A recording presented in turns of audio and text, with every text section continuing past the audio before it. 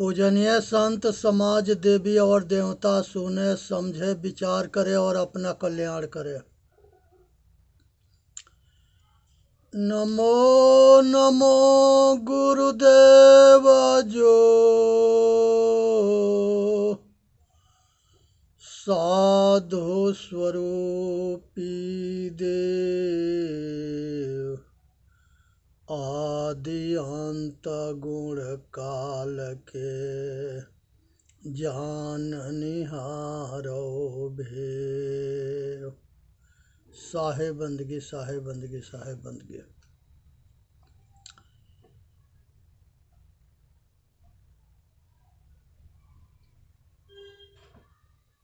चंदन sir फल पेटिया चंदन काह कराय, रोम रोम बरस भीजिया अमृत कहाँ समाय।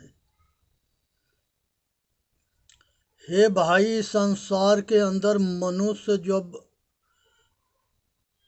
मतलबी और स्वार्थी जब हो जाता है तो उसके अपने हित के बात अच्छा ना लगता है।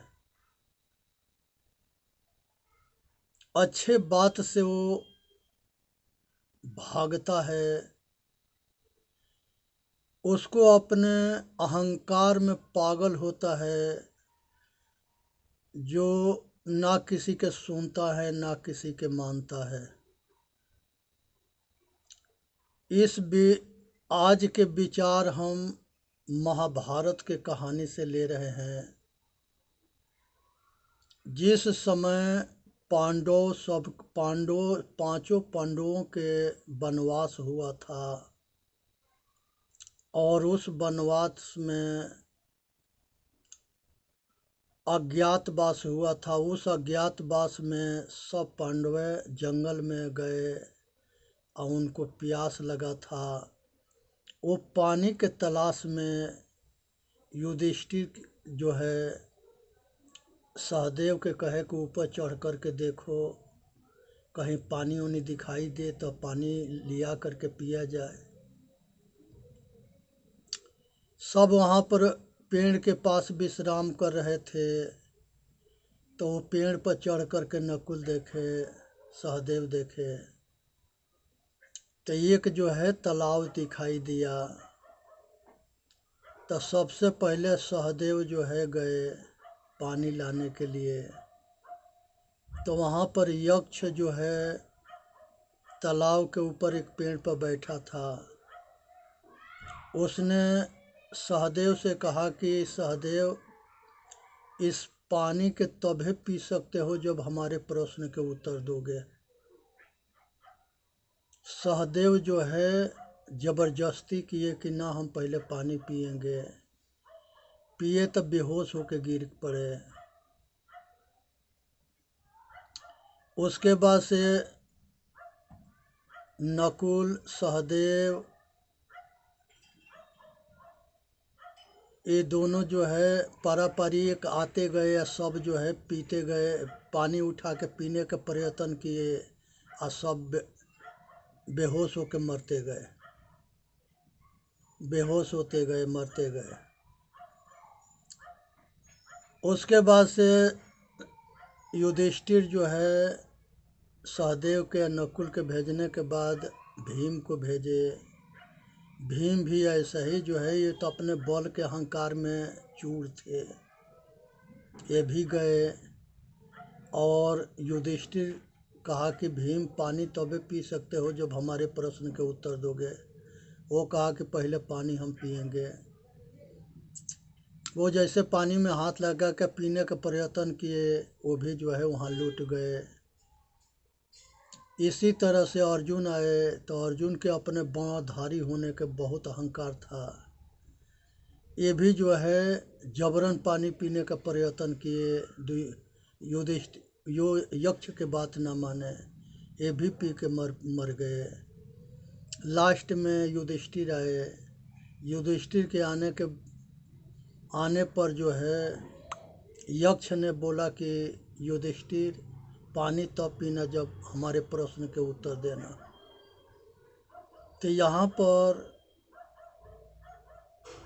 युधिष्ठिर और यक्ष के संवाद होता है और ये बहुत सुंदर संवाद है। इस संवाद जो है मानव जाति के कल्याण के लिए है और इसे सुनना है, समझना है और अपने आचरण में उतारना है। संसार के अंदर युधिष्ठिर पहला प्रश्न किए कि पृथ्वी से भारी क्या है। युधिष्ठिर कहे कि माता। कहे कि आकाश से ऊंचा क्या है। उसने कहे, युधिष्ठिर कहे कि पिता। यक्ष पूछा कि दुख के कारण क्या है। युधिष्ठिर कहे कि पाप कर्म। पूछा कि सुख के कारण क्या है। युधिष्ठिर बोले कि पुण्य कर्म।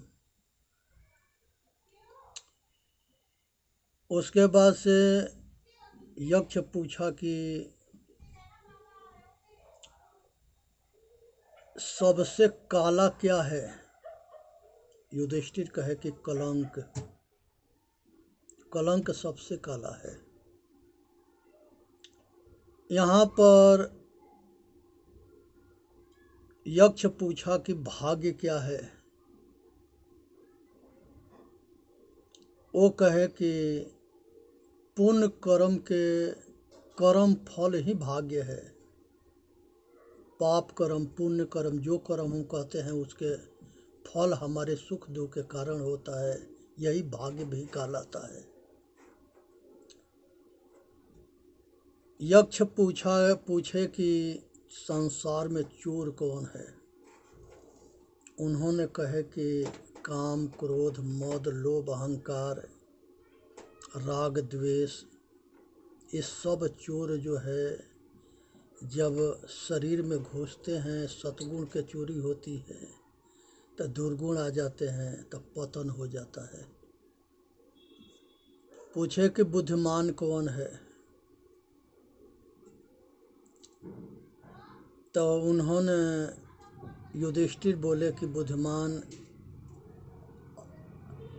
आत्मज्ञानी हो, तत्वज्ञानी है, वो आचरणशील हो और अच्छा व्यवहार करता हो, ये बुद्धिमान की पहचान है।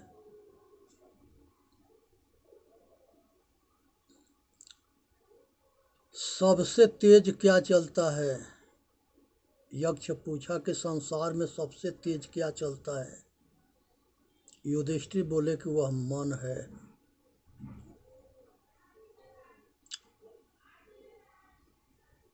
फिर पूछे कि सच्चा प्रेम क्या है। युधिष्ठिर बोले कि सच्चा प्रेम वही है जो अपने दुख सुख जैसे दूसरे के दुख सुख को जाने और जान करके व्यवहार में व्यवहार निभावे, ये सच्चा प्रेम है। अपने दुख सुख के जैसे दूसरे के दुख सुख को जानना। फिर यक्ष पूछा कि मुक्त कौन है।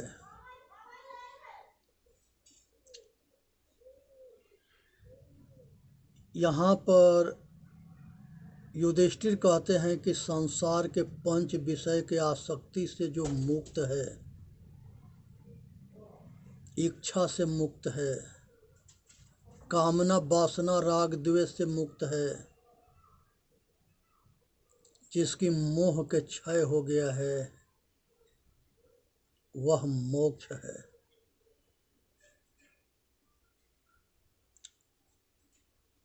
फिर यक्ष पूछते हैं कि तृष्णा के भूख क्या है। बताते हैं कि इच्छा वो आग है, जितने मिलता है उतने बढ़ती है। इसलिए इससे बचने की एक ही मात्र रास्ता है कि इच्छा के त्याग करे। ऐसा इच्छा के आग में ना जले जो पतंगा के जैसे जल के मर जाए। इसलिए तृष्णा के आग कभी बुझती ना है, वो इच्छा है। संसार के सब सुख पाने की कामना होता है, यही दुख के कारण है। फिर उसके बाद से यक्ष पूछते हैं कि चिंता किसे कहते हैं। तो यहाँ पर युधिष्ठिर जो है कहते हैं कि चिता एक बार जलाता है, लेकिन चिंता जीवन भर जलाता है। सतगुरु कबीर साहब कहते हैं कि चिंता से चतुराई घटे, चिंता से चतुराई घटे, कि दुख से घटे शरीर, पाप से धन लक्ष्मी घटे, कह गए दास कबीर। चिंता से चतुराई घटती है, दुख से शरीर घटता है, पाप से धन लक्ष्मी घटती है। ऐसे सतगुरु कबीर साहब के मार्गदर्शन है। तो इसलिए समझना है, बूझना है और अपना कल्याण करना है। इसी में मानव जाति के हित है। उसके बाद से सतगुरु कबीर साहब जो है ये चिंता से बचने के लिए मार्गदर्शन करते हैं कि चिंता वो चिता है जो जीवन भर जलाती है। घर के साथ फिर यक्ष पूछते हैं कि घर के साथी कौन है। तो घर के साथी जो है माता पिता, पत्नी, पुत्र, बेटा बेटी, नाती, सब परिवार हैं। ये सब मित्र हैं हमारे, सब हमारे सहयोगी हैं, सब हमारे जन्म से लेकर प्रवस्ती में सबके योगदान है। इसलिए हमारे सभी मित्र हैं। हमारा कर्तव्य बनता है कि सभी के हित में काम करें। तो इसलिए जो है सब परिवार कुशल मंगल है तो सब सुख है। अगर परिवार में मेल है, मोहब्बत है, प्यार है।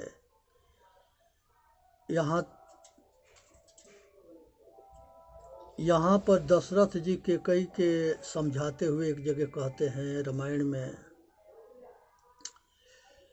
जहाँ सुमति तहाँ संपत नाना, जहाँ कुमति तहाँ विपत निधाना। जहाँ पर सुमति होती है वहाँ सब सुख होता है, जहाँ कुमति होती है वहाँ सब दुख होता है। तो इसलिए सुमति को जानो, सच्चा प्रेम हो, सच्चा मेल हो, सच्चा मोहब्बत हो, सच्चे एक दूसरे के ऊपर भरोसा विश्वास हो, यही स्वर्ग है।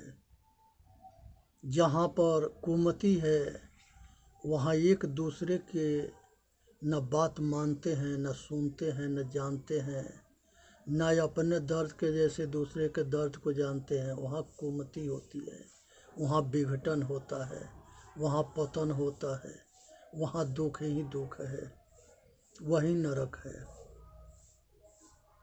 तो यहाँ पर सतगुरु यक्ष पूछते हैं कि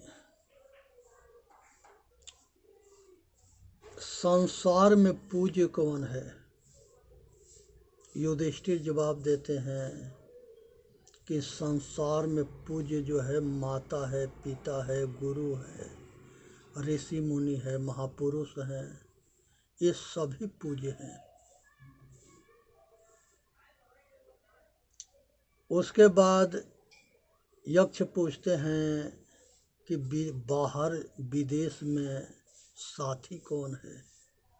यक्ष बताते हैं कि अपना ज्ञान, अपना बुद्धि, अपना कला कौशल, ये सब हमारे साथी हैं जो हमारे साथ रहते हैं।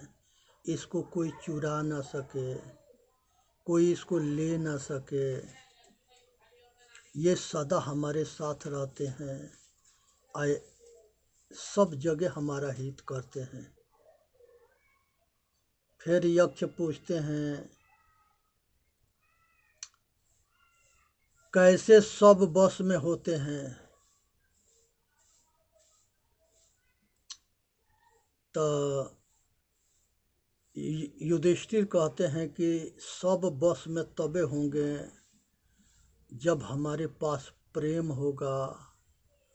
इसी के सतगुरु कबीर साहब समझाते हैं, पोथी पढ़ी पढ़ी जगमुआ, पंडित भया न कोई। अढ़ाई अक्षर प्रेम के, पढ़े सो पंडित होय। यहाँ पर जो है कहते हैं, युधिष्ठिर जवाब देते हैं कि संसार के अंदर अगर हम सबसे प्रेम से व्यवहार करेंगे, सबके हितैषी कार्य करेंगे, तो हमारा सब अपना हो जाएंगे। तो यहाँ पर जो है किसी को अपना बस में करना है तो अपने वाणी के निर्मल करे, कोमल करे और प्रेम युक्त करे और मन से सच्चा प्रेम करे। तो वाणी या मन ये दोनों के निर्मल होने के बाद जो है प्रेम उजागर होता है। सतगुरु कबीर साहब भी कहते हैं, बोल तो अमोल है जो कोई बोले जान, अहिए तराजू तोल के तब मुख बाहर आन। कोई बाणी बोलो तो तौल करके बोलो। फिर उसके बाद से यक्ष पूछते हैं कि मोक्ष मोक्ष किसे कहते हैं। मोक्ष के विषय, मोक्ष किसके होता है।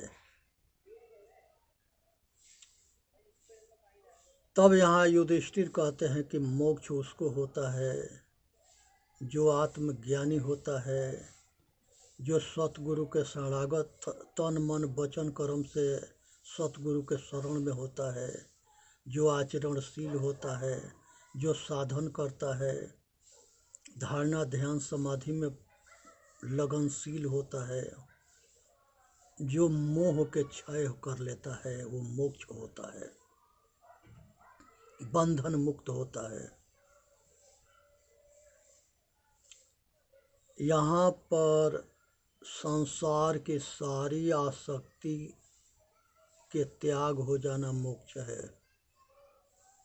विषय वासना के आसक्ति के त्याग हो जाना, क्योंकि संसार के सारे विषय के आसक्ति ही जन्म मरण के मूल कारण है, सब दुख के जड़ है। तो यहाँ पर जो है बहुत सुंदर उत्तर देते हैं कि संसार के आसक्ति से मुक्त हो जाओ, मोह के क्षय हो जाना मुक्ति है। फिर जो है यक्ष पूछता है कि संसार के अंदर जो है राज्य में विद्रोह क्यों होता है। उसके बाद उत्तर देते हैं कि आपसी फूट,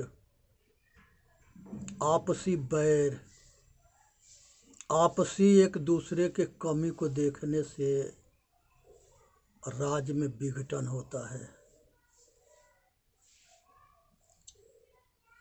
पूछे कि राज्य के पतन के कारण क्या है, तो युधिष्ठिर बताते हैं कि अपने मतलब और स्वार्थ और पक्षपात में अंधा होकर के मनमानी के काम करना, ये राज्य के पतन के कारण है। इसलिए जो है अपने अहंकार के छोड़ करके अपना कमी को देख के दूर करो, दूसरे के कमी ना देखे, दूसरे के गुण देखे। उसके बाद यक्ष जो है ये पूछते हैं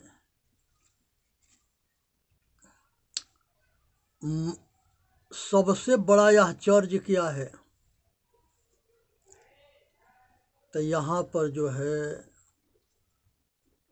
युधिष्ठिर जवाब देते हैं कि मनुष्य रोज रोज मरता हुआ आदमी को देखता है, शमशान में फूकते हुए, जमीन में गाड़ते हुए, पानी में दहवाते हुए, जमीन पर ऐसे जंगल में छोड़ देने पर चील कौवे खाते हुए, ये सब मरघट में देखा जाता है, शमशान में देखा जाता है। अब फिर भी ये अपने आप के मौत को भूला हुआ है। ये सबसे बड़ा आश्चर्य की बात है कि ये अपने आप से बेभान है और अपने के भूला हुआ है, अपने मौत को भूला हुआ है, इसीलिए गलती करता है। चेतन जीव दुख मुक्त चैनल पर आके अपना कल्याण करे, वीडियो के लाइक भी करे, सब्सक्राइब भी करे। बोलिए सतगुरुदेव की जय। साहेब बंदगी, साहेब बंदगी, साहेब बंदगी।